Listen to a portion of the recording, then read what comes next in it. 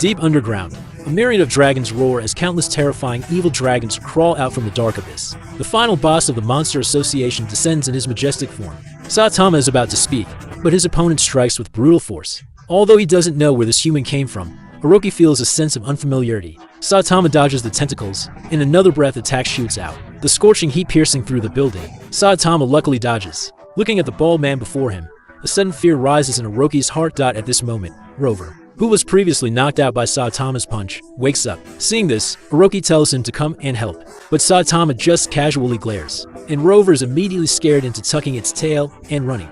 So that's it. Orochi finally understands where this fear comes from. The monster cells in his body are telling him, this is the bald man who killed Geketsu, an elder centipede, a human who broke his limiter. If I devour him, I can definitely surpass the divine realm.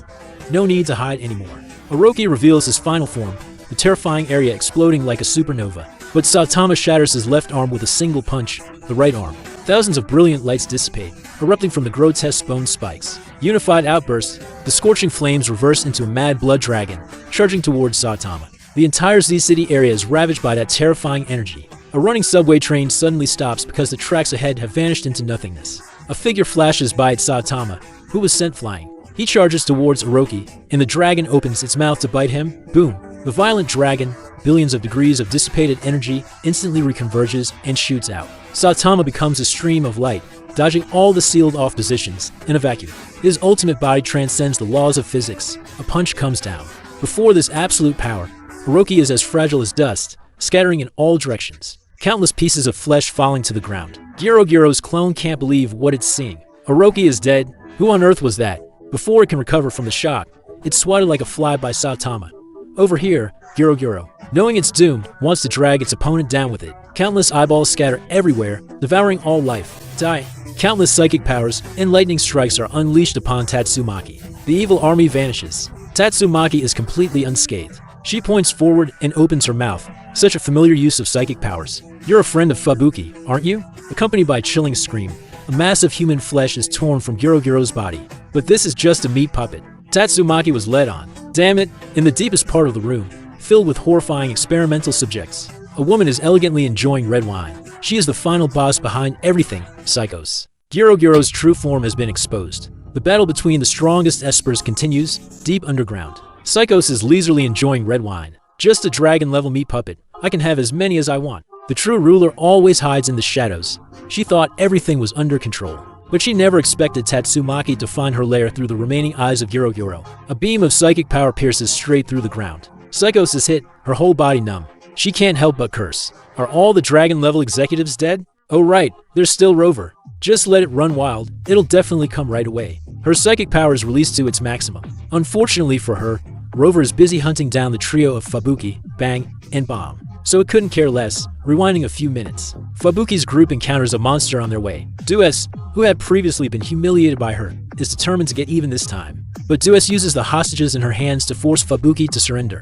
Bang squints his eyes, suddenly dashes forward, and in just 2.5 seconds, Dues is subdued. Phew, I didn't expect this old man to be so badass. Fubuki kicks her opponent in the face, bragging. This is the power of the Fubuki group after recruiting new members. Scared yet? Without even caring if Bang agrees, seeing that she has no way out. Dues surrenders and wants to join the Fubuki group. Fubuki isn't one to easily trust a monster's words. She takes the whip her opponent used to beat enemies into absolute submission. After 3 hours of intense training, Dues is in a state of bliss. Bang wants to know Garou's location. Fubuki gives her another lash. Dues pretends to be controlled and points them in the wrong direction. They arrive at a dark room. Dues uses her tongue to grab a flute and blows into it hard. Bang senses something is wrong and snatches it away. Just then, a loud roar is heard. The flute was a dog whistle, and Dues had lured Rover. A heat cannon blast suddenly shoots out. The group struggles to block it, then redirects the force to deflect it.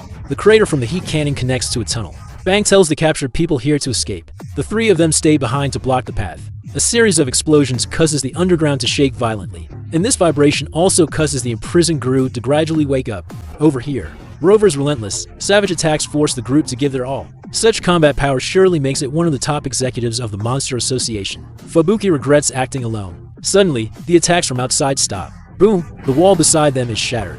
It's Rover. We're screwed. This heat cannon blast shoots straight at their faces. The 3 can only barely defend. The terrifying explosion completely seals off the already dilapidated building. In the rubble, A large rock is split into by Gale Iron Cutting Fist. Bang and Bomb emerge from within, completely unscathed. The one protecting them was Fubuki, but Fubuki has also reached her limit. A giant paw comes down. Terrifying energy continuously gathers in Rover's mouth. Fubuki looks forward helplessly. This time, there's really no escape. Her mind flashes to her incompetent group.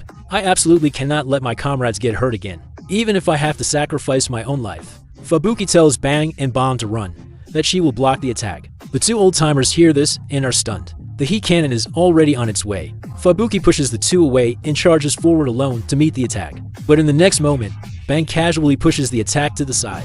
What on earth are you showing off for, big bro? Flowing water, sandstorm, invading dragon. Attacks rain down like a storm. Fubuki can't believe what she's seeing. Under their combined ultimate technique, Rover is beaten to a pulp. One kick sends Rover flying into a wall. End of story. Fubuki is sweating cold. She suddenly feels a bit foolish. Although I've heard Silver Fang was strong, this is a bit too unreal. And that ordinary old man next to him, how is he so tough too? No way, I must recruit them. Fubuki immediately starts trying to sweet-talk them, remembering how Dr. Casino had bribed Saitama with just a box of high-end beef. Fubuki tells herself, just join the Fubuki group now, and you'll get 3 kilograms of special Wagyu beef as a gift. She thinks to herself, this will definitely work. Suddenly, Rover gets up again. The group is terrified. Bang is helpless. Can't you just stay down? Rover has a sudden thought. Remembering that earth-shattering punch, it can't help but be dazed.